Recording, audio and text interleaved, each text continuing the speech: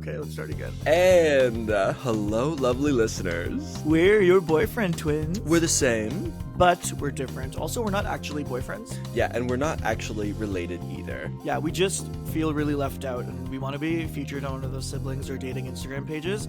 But, you know, maybe if that happens, someone might DM Kevin and be like, why are you dating him? He's ugly. But we'll get to that later. Yeah, Taha was asking me the best way he can learn American culture. And I said, well, date someone who looks just like you. Get into your siblings. Babe, that's not American. My people literally marry their cousins. And that's why, Yeah? and that's why we're all the same.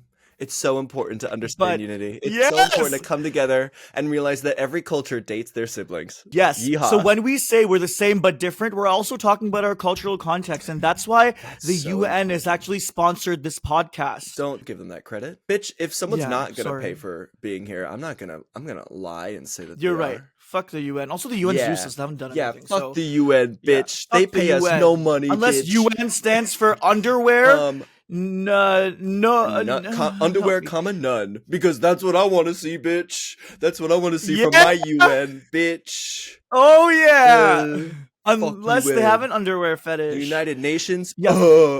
Sure. More like United Yeah. under D's nuts. Yeah, UN. Sorry, we don't want you to sponsor our podcast. I know you're waiting for us to do that, but we're not going to let you. I know you're begging. I know you're begging to give us money, but we're not going to Yeah. take it because we're not sellouts. Yeah. The UN DM'd our podcast page and was like, please send us your nudes. And I was like, you're bad at your job, so you're not getting any. But if anyone does want to sponsor us, please give us money. We are very poor, and that would Even be if it's like a generous old man who thinks if we're a hot. daddy wants to come along and is like, I don't know what y'all talk about, but here's some cash. Can you shake it for me? I'll do it. I'll do it. Yeah. I'm in a new Yes, position in my life where I am more desperate than ever, and I think that if anyone wants to give me money, I'll take it. Thank you so much. Kevin will send you sexy pics and I'll send you hand pics. What? You know, in self-tapes where they're like, slate, and then show your hands. It's like, my name's Taha. I'm from Toronto. Why do you have to show your hands? Dude, never have self-tapes for like commercials and stuff where they make you show your hands. I'm no fucking actor. Do you think I know how to act? I can barely do that in public. You think I'm gonna act in front of a camera? You literally studied musical theater. Don't discredit yourself. Baby, You've that's done not acting. stuff. That's musical theater is not acting. Musical theater is emulating cocaine from every It's orifice. emulating cocaine, yes, but there is a skill required. I'm not gonna let you put yourself down. I don't think I'm putting myself down. I think I'm putting the entire profession down. I think I'm the one that's being insulting. Yeah, but you're being insulting to yourself at the same time. Fair. Okay, Kevin, how was your week? Describe it as a sex position. If your week was a sex position, what would it be? My week has been bad. So here's Oh no, tell me more. I'm embarrassed. My sexual position would be me alone, lying on the bed, just like a pencil, arms at my side, doing absolutely nothing, because I am dealing with hemorrhoids at the moment. And Okay. is that like an anal hemorrhoid? Yes. And Okay. I'm ashamed because I didn't get them from sex and I didn't get them from being pregnant, which means I got them from sitting on the toilet for too much time. No way. There's no way. There's no way. Yes. Stop. You cannot admit that shit on the podcast, Kevin. Well, that's how my week is going. I'm very vulnerable and honest. Oh, poor baby. Oh, your nails look so good though. Thank you. My nails look Okay, wait, how fine, do you- but my mind is shot. Wait. Oh, you look so cute and sad. How are you going to cure your hemorrhoid? It's kind of fun seeing you in this weak position. I know. I'm just good. I'm soldiering on. I'm letting God's punishment really sink in and just kind of wash over me like a tsunami of shame. I really am just kind of waiting for them to go away. Is there no ointment or I'm something? sure there is, but who has time to go look for that? I mean, that's the thing. It wasn't. You do. How dare you? You absolutely Nuh-uh. have time. I don't know if that's true. But yeah, I'm just kind of waiting for them to leave, and that's the vibe. Okay, well, you know what? I'm going to say the same thing about hemorrhoids that I do about toxic relationships. You can't just wait for them to leave. You have to actually take action for them to disappear. That's actually medically incorrect. You do wait for these things to go away. So my joke makes no sense. However, okay, let me try and make you feel better. In 2015, I had a pilonidal cyst, and so I couldn't sit down, and it hurt to sit. What is and then that? How'd you went get away. it? Did you get it from just sitting on the happens. toilet too much? Nope, it's just something that happens. Oh. It's like a cyst right above your ass crack, and it hurts to sit, Oh man. and it's really painful. So what my point is that 2014 me or 2015 me is watching you in solidarity and saying, "Hey, that's what you get for having a fat ass." Yeah, baby. Woo! I'm just gonna pretend that that's true. Hemorrhoids are more common in people with fat asses, so that I can They are. No, no, be no. feel great about myself. I remember in 2014 actually, I had never even been with a guy in any capacity, and I got a UTI. And I remember I was in the I know, it was so sad. It was like what you said, where it's like it wasn't even from sex, but I went to the university doctor, and they were like, are you sexually active? And I literally was like, I haven't even held hands with anyone. And I was really passionate because I was like, I have repressed my sexuality my entire life. I should not have a UTI. That's The true. only reason swords should be coming out of my penis when I urinate is because I fucked, but I didn't even do that. I agree. But Yes. if you wanna make God laugh, make a plan. That's what I always say. I don't think that's what you always say, Kevin. I think I've always said that, and I also think it applies to this perfectly. So Yeah. I don't know. I just hadn't said something in a while, so I needed the attention. It's fine. Taha, I love you. You're stupid. if your Hi. week, hey, if your week was a sexual position, what would that be? As usual, I'm not going to answer that until I give you the tangent. Awesome. So, do you guys remember how last week I thought I had monkeypox and I was crying on the podcast or about to cry because I thought I wouldn't be able to see my nephews? So, a couple of things. One, I saw my nephews that day because I realized it was not monkeypox and some like a heat rash. Yeah, and it was so great. some other transmittable disease, right? It was actually just a heat rash because I went to the doctor after, and I was so happy I saw my nephews, and I went to the doctor after, and he was like, "Yeah, no, this is not monkeypox. It's just like some sort of like allergy. Just give it time." And now it's like 90% good. I'm only mildly itchy. That's why you might have seen me earlier with my little back scratcher. Very mildly itchy. Just got a little itch down there. Oh, that's great. And I don't need it anymore because I'm not super itchy everywhere. So that was really good, and I saw my nephews, and it was really fun and cute. So that was fun. There were some heavier parts of the week. I had some like personal family loss, and I've been thinking about like, this is again like getting randomly super philosophical, but just like I wish losing people wasn't the only way that we were reminded that life isn't permanent and that it can just like be taken from us at any point. And I know that's not the case for everyone, but I think it is for me. I think I haven't really had many experiences in my life where I've lost someone close to me. And so like it's just got me thinking about so much and like so many of the things that I'm scared to do or scared to say. And sorry to like randomly throw that, but like I don't know.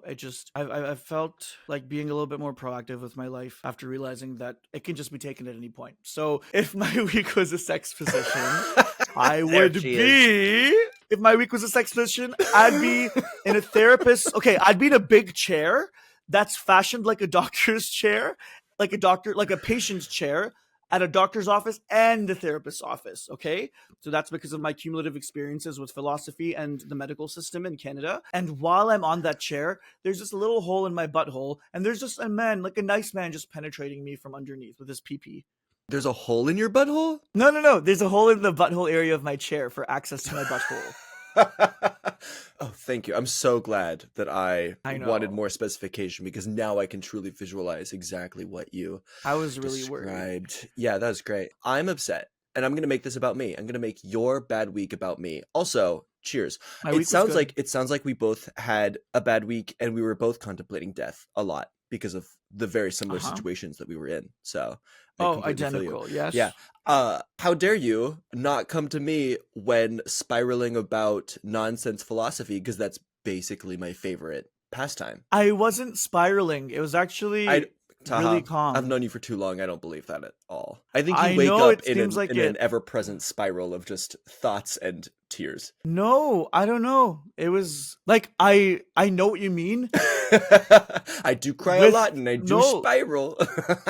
I do have my moments, but with this, it was just very calm and flat. And I didn't really reach out to any of my friends because I wasn't super duper close with this cousin. Yeah. But I think, I don't know, I also worry about coming across as too needy and this and that. But I did debrief it a bit with my family, which was nice. But Maybe next time I'll hit you up. I also, yeah, I worry about overstepping, and that's a whole other conversation. We It don't need is to a get into whole that. other conversation. Um, But I'm sorry you had a bad week, and I'm glad you're talking to me about it now. So I I can get appreciate that that. sweet, sweet profit off of your emotions.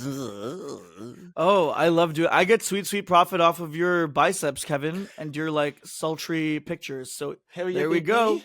Hell yeah, There we baby. go. You know what you would do if you were Taylor Swift? You'd write an album with 67 songs about your week instead of describing it as a sex position. What is up with Yeah. that album having that many songs? I'm not going to listen to it purely out of spite. I've also looked up some of the lyrics. I'm going to get reamed for this one. It's giving like grade 12 poetry. I am going to get in trouble for saying that, especially because I haven't listened to the songs, so I'm a huge hypocrite. I know that I need to listen to the songs that I might like them, but I feel like being problematic today. Yeah, you're It's spicy. giving 12th grade English project, like he was shake and I was spear. Like what? I'm I'm gonna level with you. I'm just so fucking tired of how like nebulous she's become because she's not bad, but I sonically am not appealed to anything she's ever done. I don't want to listen to it. I don't care. And Really? she's just so everywhere that it's impossible to ignore. And then you come out and you're like, I actually don't like it. I don't want to like it. I don't want to listen. I don't care. And then you look like the Hmm. bad guy because all of these 14-year-old girls are like, well, she changed my life and I'm a better person for it. So how fucking dare you? And I'm just like, I don't want to listen. I don't want to care. I don't want to hear about what Yeah. she's doing. I don't think Yeah. she's cool and I don't want her in my life. And that's totally fine. And I feel like a crazy person for having to keep up with this. No. Yeah. It's the product of how the entertainment industry works. When there is just something Yeah. so popular, it becomes everywhere. And it's Yeah. become like a hostile thought simply because of the natural progression of things. I don't want to feel this way, but I Respect. do. I respect that. I respect that. I mean that makes sense. I know many people who share your sentiment. I think for me, like I do like her music. Whenever I listen to it, I like it. I've cried at some of her music too. I just don't know all of the albums. I don't care to know all of the albums. There are select songs that I really like, some that I don't. And for this new album, I'm like, I don't know if I care to. Like, I want to listen to something a little bit boppy. For me, the best, like, what's mealy and delicious to me is a song with heartbreaking lyrics, but a boppy tune. That juxtaposition breaks my heart and it's fun. I'm sorry. I But want to this one listen has to like a black music. and white image. I feel like I'm always backed into a corner when I'm talking about Taylor Swift because if I say something too hyperbolic, then I'm being mean and Mm. misogynist. But again, it's like, can I just exaggerate that I hate a fucking lady for once? Can I just like be fucking for real and not be can I just like actually be a hater? Like that's all. Like she's gonna You shake it can be off a anyway, hater. ladies and gentlemen.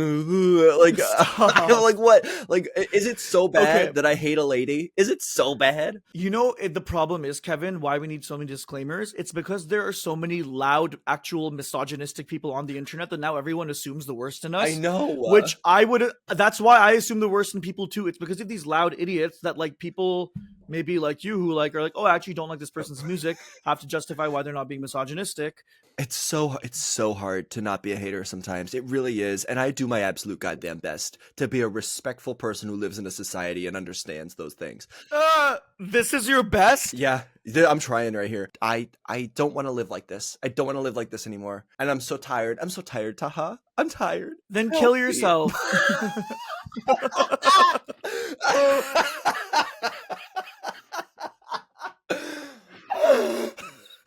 I'm very solution oriented. Yeah, so you got death on the brain, huh? Is that how this works now?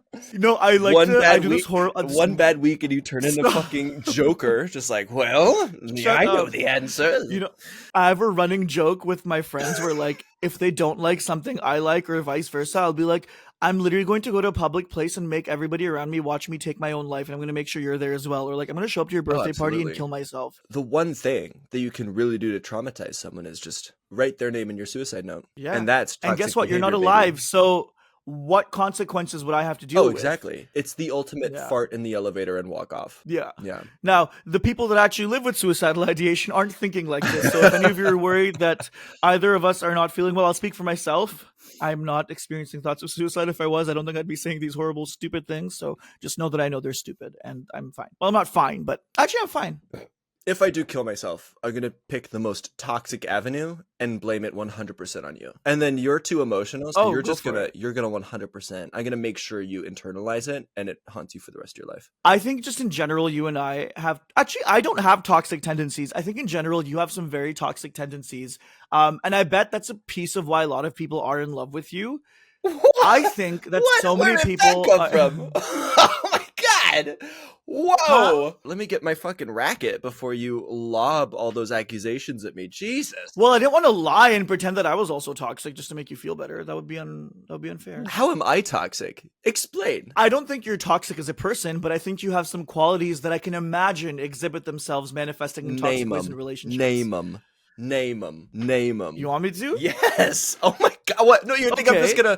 just gonna leave you on red with that one? What the hell, man? Let's go. Let's go. No, Come on. you're Let's fight. stronger than I am. Let's I'd fight. never ask you to. Let's Okay, do you want me fight. to do it? Yes. Your I brought my discomfort boxing. with intimacy and honest intimacy in terms of like kind words is something that can manifest in avoidance. And I've seen it in a lot of emotionally avoidant people where it's like you're unable to receive a compliment and it kind of manifests into this like jokey hate thing that can, I think, and potentially develop into something that is toxic because like a lot of people in relationships who have that habit are unable to just be affectionate in general and don't know how to deal with love. And I'm not saying that's you. I'm imagining. Remember, this is all my imagination, so I could be Oh, completely oh, wrong. she's backpedaling, everyone. She's taking back her words because she's a coward. I'm not. No, I'm not taking back my words. I'm saying that I'm. This is based on my imagination. I've never dated you, so I can't say these things for sure. Kevin, in the first episode of our podcast, you said, Of "Oh my course. god, I just broke up with my boyfriend, but like, I'm trying to tell him that I changed my mind." Yeah.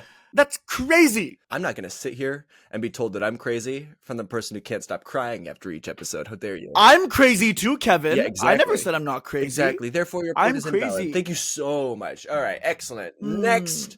Hey, okay, no, I I'm can kidding. be. I'm kidding. No, okay, I You're don't. 100% I right. know, I know. Cards on the table. Like, if we're not going to do a bit, the secret of life is discovering two things. One, you're not that big of a deal. Calm the fuck down.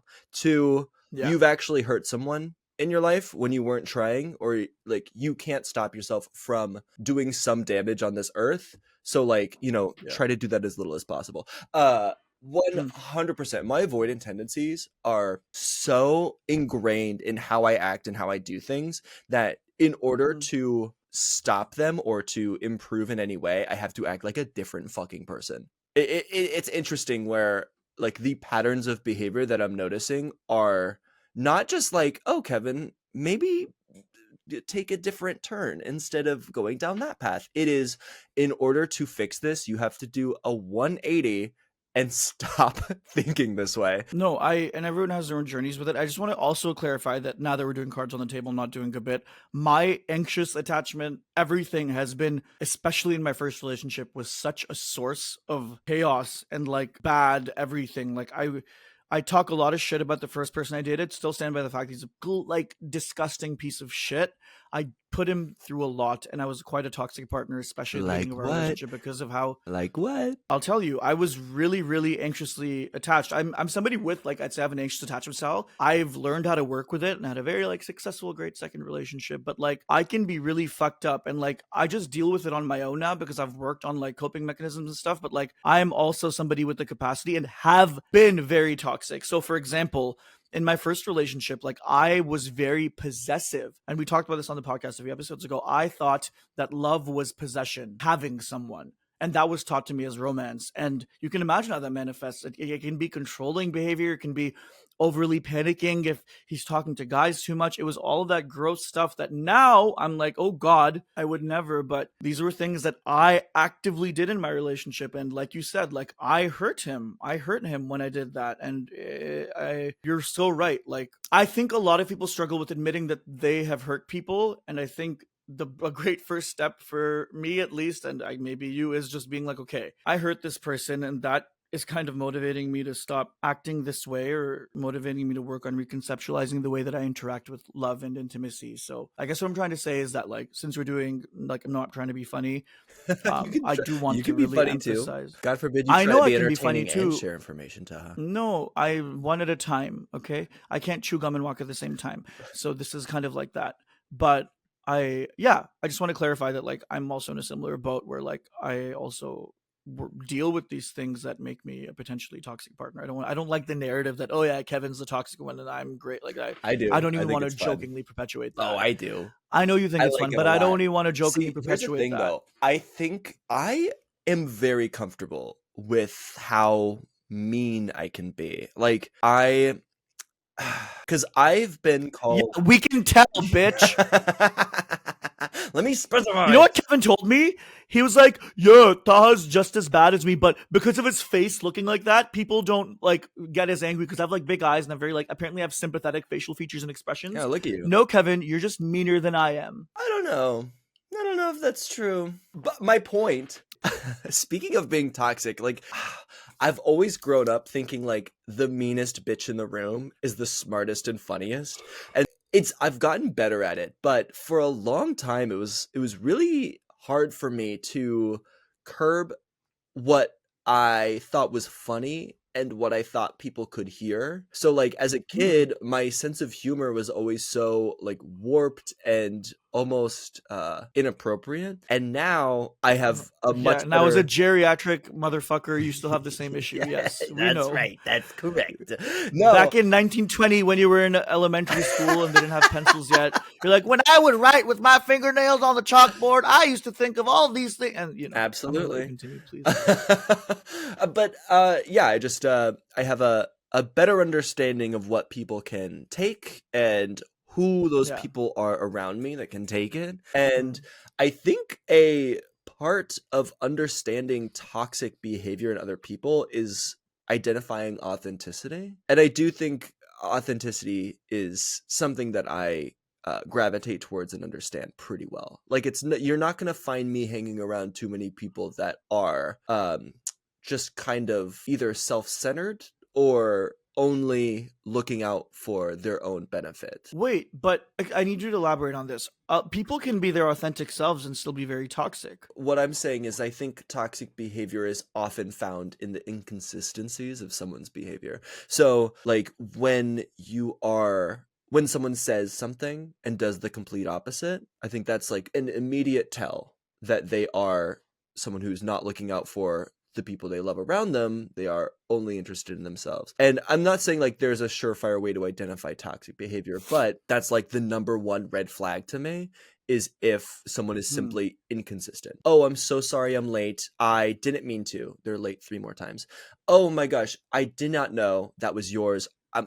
I'm not going to use it anymore. They use it like all week. The most toxic of folk in my life are the ones that say one Hmm. thing and do the complete opposite. I think that's a very fair way of assessing a degree of toxicity. I'm going to counter what you said. I'm going to say that I disagree with it being a generalizable statement.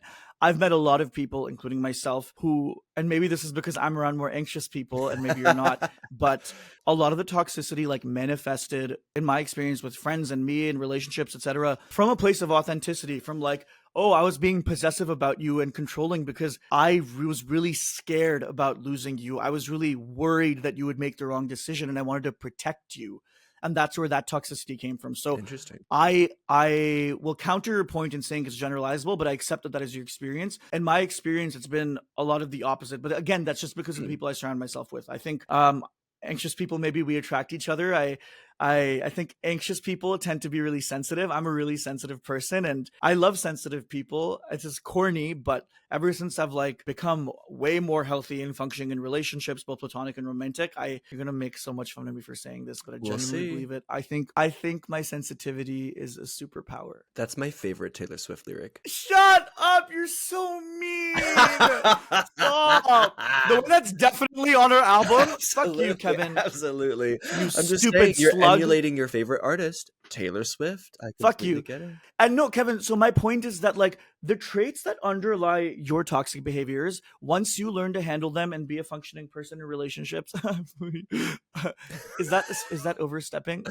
No, I don't it's a little blunt, but I get it. We've been let me talking. no, The let me floodgates are rephrase open. that. You No, can say anything let me to me. rephrase that. I see. Here's the thing. You're talking about sensitivity. I am not a sensitive person. Okay, I good. think I deserve to be So my point, respected, but you can say what you want in yeah, front of me. I'm gonna be okay. okay. But my point is, I didn't like how I phrased it, even though that's what you're saying. My point is that you're saying that you're working on these parts of yourself. You're gonna find that the underlying things that maybe propel these like toxic behaviors, they might be rooted in like self-protection and like actually helpful skills. So like there are ways to use them. It's kind of like firebending. Have you seen Avatar: The Last Airbender? Yes. Please explain to me Do how becoming you more sensitive is like firebending. actually, if The you were the listening, the analogy for fascism? Yeah, go ahead, please. shut up. I didn't say becoming more sensitive makes is it like firebending. I said learning how to manifest these things that are ultimately harmful into a way that's productive for you is like firebending. Because when Zuko was learning how to firebend, he temporarily lost his powers because he stopped being as angry. Before it was his anger fueling his firebending, but then he found the stillness with himself and it found that it made him a more powerful firebender. That stillness, which used to be his weakness when he was an angry firebender, now became his strength to the point where he redirected Ozai's flame when Ozai tried killing him. Or Azula, one of them. I think you'll find ways to make it your superpower. So for me, sensitivity is my superpower. For example, now I'm not possessive and controlling in relationships, but I'm very emotionally perceptive and I know what group dynamics in like active social settings. I'm very sensitive to how everyone in the group is feeling and I can like detect it and help everyone feel better, for example. You're And I've like been told that such an about myself. empath. Oh my god. No, shut up, Kevin. That's not what I'm trying to say. Stop. That came across so cringe. Ew, yeah, ew. Stop. That's so cringe. It literally Oh, did come across like that. Don't look at me. Um, listen, one of us has anyways, to my be the point toxic is one. there's I can be toxic. Just over text where no one can hear me.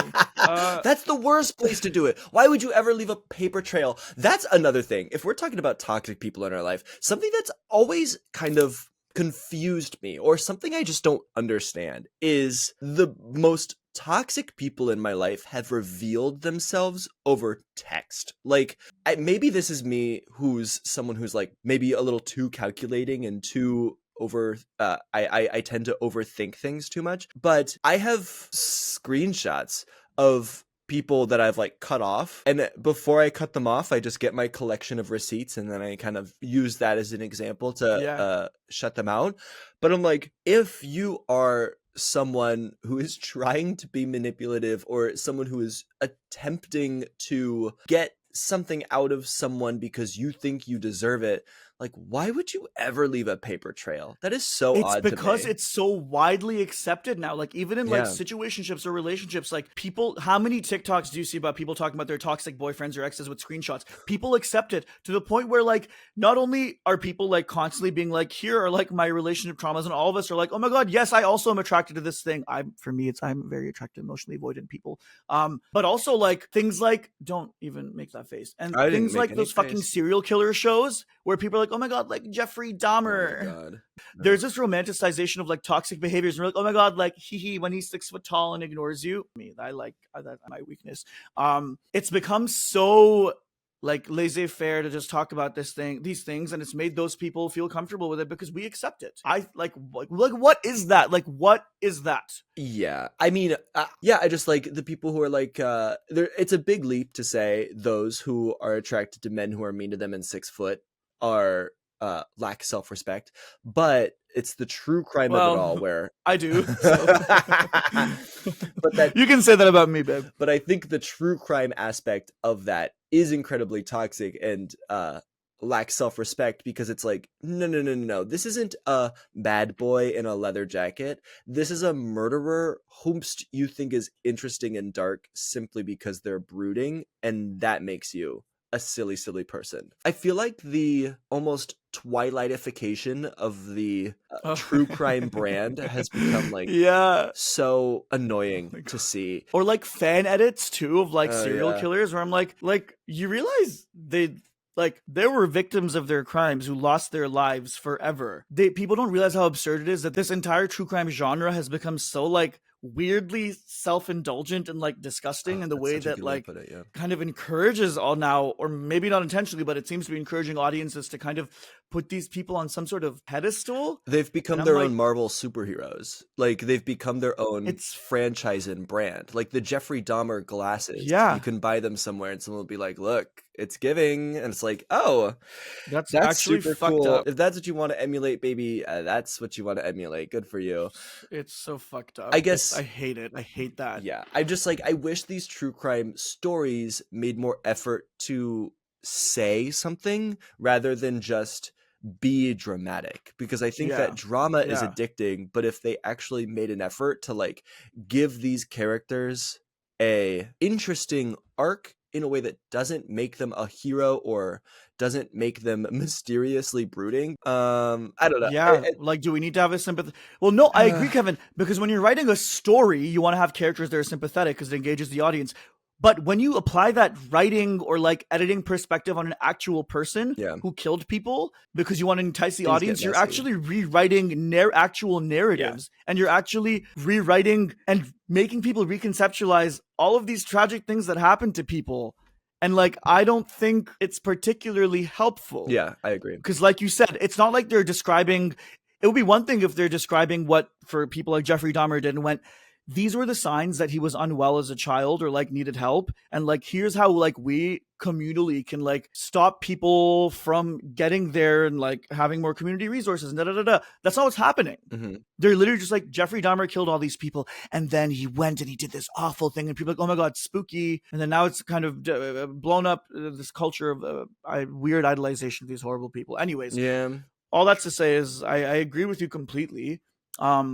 I do want to, before we wrap up, I really want to hear if you have any stories from men who have been toxic to you, because I know I see you, Kevin, as somebody who's like particularly just unaffected by shitty people like that. And I want to know if that's true. You think so? I kind of am, to be honest. That's the thing. I I think like it. I love that about you. one of my best traits and one of my worst traits is that I'm impatient. So when I'm Okay. trying to learn something or teach myself a new trade, I will quickly run out of patience. And that's bad because I want to be just like good at everything right away, and I don't want to take the time to learn all these new things because that's lame. I want to just know it and move on. I'm also very impatient with people. So if I think that someone is like either taking me for a ride or literally just wasting my time, I am very quick to be like, peace, bye. I don't really attribute any value to this conversation, so I'm just gonna move on.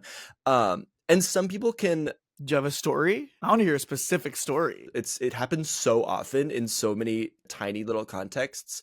Oh, I guess a perfect example is like texting. This is interpreted more often as rude, but I hate texting only because I don't want to sit at my fucking phone and like respond to you every 2 minutes. I would rather just have a phone call, get the information out, check in, see how you're doing, and then be done.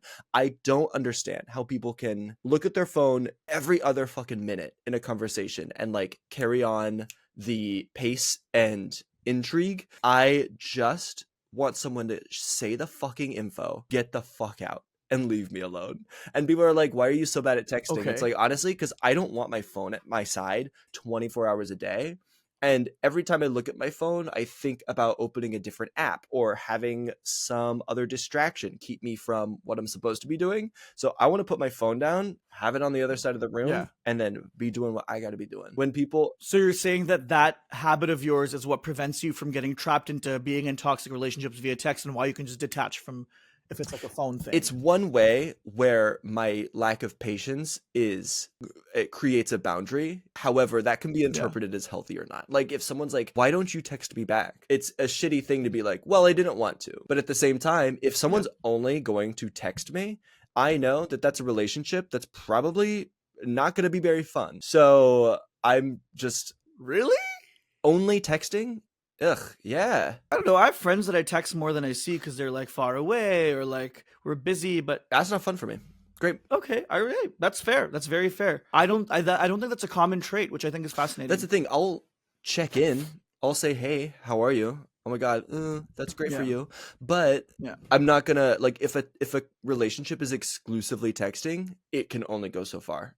Because I'm impatient, I don't care. That's fair, exclusively. Yeah. Okay. I think for me, if I'm in a toxic situation, I've developed the skill to remove myself from it. And I'm going to give you 2 stories to explain the degrees of that, okay? Okay. One degree of it is more inconsequential and short term. So like on dating apps, I've said this before. If people like are really flaky or will like message me and then like ignore me on a different time, like I will straight up be like, hey, like your communication style doesn't vibe with mine, and I don't really appreciate like the flakiness, or like I just don't use dating apps like that. Like I'm very meeting oriented. I'm not here to like text you forever, and so I'm going to now disengage and exit this conversation. All the best, and I'll just let that happen. You don't know this, Um, but you just quoted a very iconic housewife. That wait, wait, was, wait. and I'm just gonna give you that credit. We're gonna move on, but that was very wonderful. What's her name? Give me your name. Give me your name. Meredith Marks. She's oh Okay, no she idea. leaves the table every time. She's like, I'm disengaging. I'm disengaging. And then she leaves. She is iconic and great and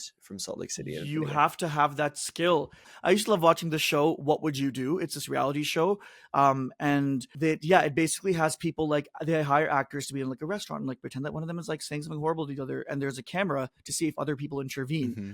One of the most impactful things I saw as a teenager was one episode where this actor, who the girl didn't know he was an actor, was saying horrible things. And she did something that, I'm not kidding, changed my life and changed the way I interact with shitty people. She just looked at him very calmly and said, I don't appreciate what you're doing and the way you're talking to me. I'm just going to disengage. And he kept talking. She's like, I'm disengaging. She turns away. He's talking. She is in a different planet and doing what she's doing. That's a smaller degree for like dating apps. For relationships, like my last relationship, really lovely guy. So X1, awful. X2, lovely guy. But unfortunately, very avoidant. Apparently, I am a fucking honeypot for avoidant men, them being the flies, I guess. I don't know how this metaphor works. And you know, he was pulling away from our relationship, and he was pulling away emotionally. Shut up. He was No, you pulling don't know what a away. honeypot is. That's very funny. Wait, isn't a honeypot a pot of honey? Uh,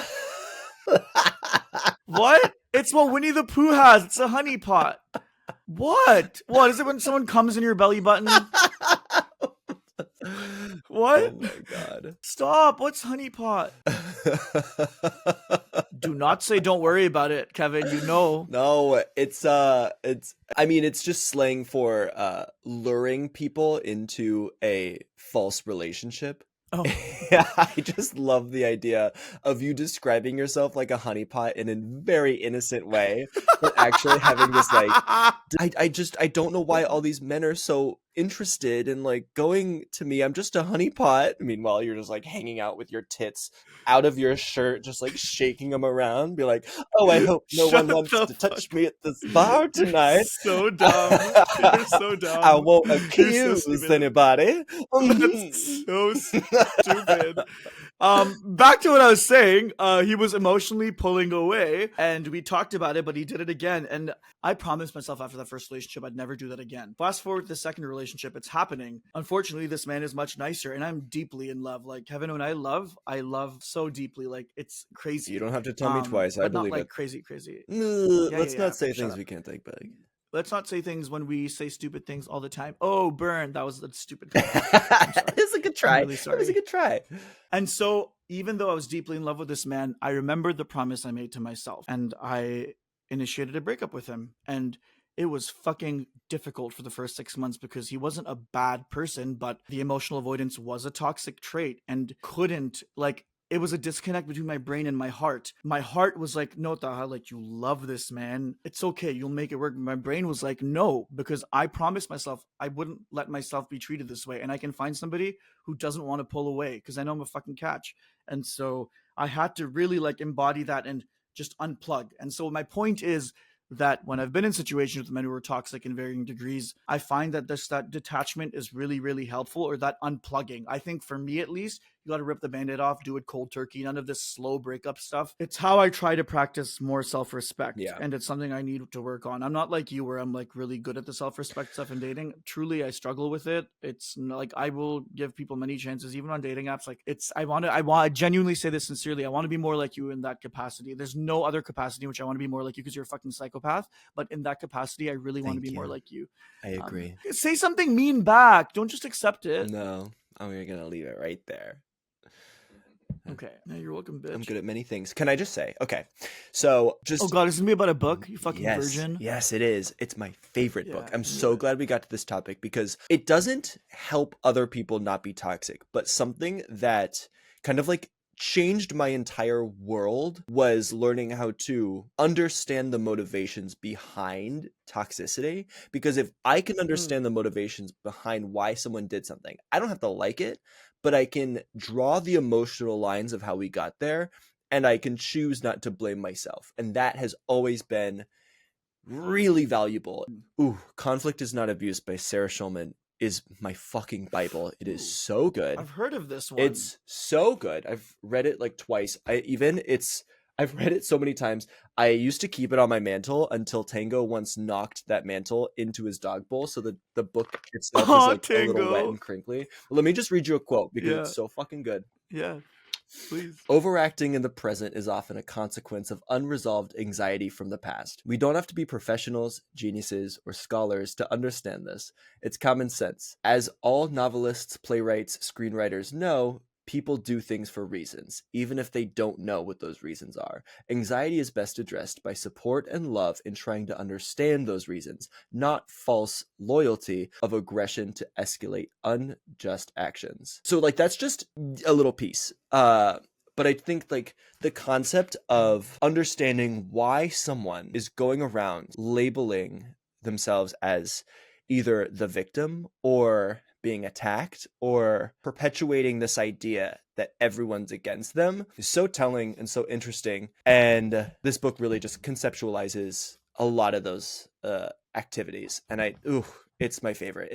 It will always be my favorite book. It's so good. So maybe I'll read it one day if I ever learn how to read. let's hope. Because my life gets way easier the moment you learn how to finish a sentence. I mean, you have so many self-destructive behaviors. I really don't believe that my learning how to read would fix your life, Kevin. Just because I don't like authority doesn't mean I'm self-destructive, bitch. I gotta stop telling you stuff. That's what we should be doing. I need to stop calling you on the phone. You didn't call me this week, so that's okay. I was busy. Well, no, I could. So, Taha, what are your red flags of this episode? My red flag of this episode is having to remember the first man I dated. I like to keep it in my brain. That's my red flag. That's pretty triggering. What's your red flag, Kevin? You coming out the gate so ready and willing to call me a toxic person. That was my red flag. Yeah, it was a fun. We're ride or die, I was trying to bitch. be funny. We're ride or die. When someone asks how I am, you say perfect, amazing, beautiful, lovely, and also aromatic. My green flag from this episode, Kevin. Yeah. Is okay. I have to change my answer because my genuine answer is like getting to bond with you and learn more about you. Sorry, I'm sorry. I can only not roll my eyes so many times. One's gonna come out. And one just did. My green flag for this episode is I've been fidgeting with it, but it's my back scratcher. It's very fun, and I've been playing with it, and I like it. Awesome. What's your green flag, Kevin? What is it? Why did that give very I've got my green velvet glasses. I've got my lipstick. Who's that? Gotta have them. Is that a Muppet? Yeah. Kind of.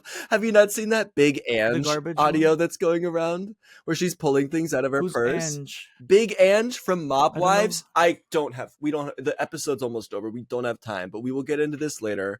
It's such a good show. Anyway, my green flag for this episode is just being able to bring up my favorite book, Conflict is Not Abuse. It's the best book. It's the only book that you should read if you're ever going to read a single book. I love it. I love it. No, read Twilight. It's so good. Twilight's pretty good. I read it when I was 13. And how'd you like it? I loved it. Did growing up anyone tell you that you look like Robert Pattinson? I don't think that you do. do. I don't. And this is leading into some sort of joke. No. I got told that all the time. Oh, because we look alike. And we look alike, so it's wondering. No one ever told me You've that. You've got the eyebrows for it. But yeah, you're too sad. Thanks. Speaking of facial comparisons between me and you, Tango, we have a comment to read. Actually, it's a DM. So as you guys know, I have Tango vet all of our comments. And whenever he reads a negative one, Tango. He looks at me with sad eyes and shows me. He's so cute. He's so he has such a cute, dumb vibe, but in a positive way, innocent. Rude. Tango, did you hear that? innocent, cute. Taha thinks you're dumb. Tango. All right, I'm gonna read the comment because it's a DM. No, it's important context. It's a DM in the form of a DM on my profile. Someone told me, "You're so much hotter than that Taha guy," with nothing else, no context, nothing. And does this man have a profile with a picture? He certainly does. Show me. Kevin, this is the guy that's been harassing me in my DMs that I just submitted an HR complaint to his work for.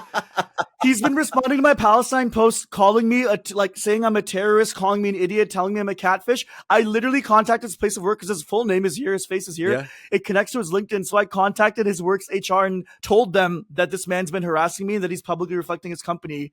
Oh my God, that's crazy. You being this man is super obsessed sleuth. with me. Kevin, this man is unwell. Very interesting. I thought it was going to be someone attractive. No, this man literally looks like a weasel. Yeah, and honestly, I am so excited because if a naked mole rat could personify themselves as to look like a human, if a naked nope, it's not worth it. Fergie. Yeah. Oh my God, I'm so excited. They're launching an internal investigation into him this week. Lovely. At the end of the week, if I get another message from him, it means they did not do their investigation well enough. I'm just going to publicly post and be like, hey guys, at this company, your employee's harassing me. 100%. I absolutely. Yeah. It literally just depends on my mood. I am so unwilling to be patient with anyone who is going out of their way to be unnecessarily rude, nasty, toxic in a way that's like just unhelpful in every way. First of all, I get comparisons a lot. Like people will reach out in ways that they think they're being nice and just either compare my body to someone else or call me more attractive than another person or say like I am the most X or Y. And it's so fascinating to me because it's like either you have to believe that I'm insecure enough to think that's a fun thing to hear, or you're so insecure that you think it's a fun thing to hear. And both of those things are bad. And so anytime someone goes out of their way to say that I am like, just to compare me aesthetically to anyone else, especially people I know, I'm just like, you're stupid. You're stupid. You don't get how this works. Parasocial. I know. And it's insulting to me because I'm like, you think I'm stupid now. Awesome. Great. Listen, I just gushed over a book about learning how to empathize with people who think they're victims. I also think that there's a threshold being crossed, and some of these people literally just need to be shown no one agrees with them. And it depends on my mood, but sometimes I will just take a photo and post it and be like, we'll let the public decide. Let's see what happens. Let's see what happens when everyone can see your actions. I will often also pin this dumbest comment to the top of my Instagram thing because I'm like, you deserve shitty attention for this shitty take. Oh, it's the most fun thing to do. Yeah. I'm like, just pin it. No, like no one I respect will agree with you. Have fun batting away the negativity. Have fun. You deserve it. And everyone can see that you pinned it, so it's funny as well. Yeah, absolutely. Kevin, there's going to be a monster of an episode for you to edit. I literally had the clock out for this one. I was like, I'm going to pace myself properly for Kevin, but you seem to be okay with the time. Yeah. Well, there's a lot of shitty things that I said that I want to take back, so I'm going to edit all that out. You mean both of our horrible suicide jokes? Yes, absolutely. Anyway, guys, thank you so much for listening. Thank you guys, girls, everyone in between, because gender is a spectrum. That's 100% true. And it's so important to remember. Yes. And what else is important to remember is that you should save, like, comment, and do everything that you need to do. Subscribe to our YouTube channel, guys. We are so grateful for you being here. The biggest thing you can do for help us is obviously rate it on the podcast platforms on YouTube. If you're interested in our podcast, just hitting that subscribe button would be amazing. So many of you actually did that recently, and it helped us so much. We got like 100 subsibers since last week, which is really cool. I don't know why. Your engagement with our stuff means a lot. Cool. No, Kevin, we'll talk about this later. Okay, he's just being self-deprecating. Have a great week. We love you. Mwah. Thanks, guys. My green velvet glasses. Gotta see. My bling lipstick.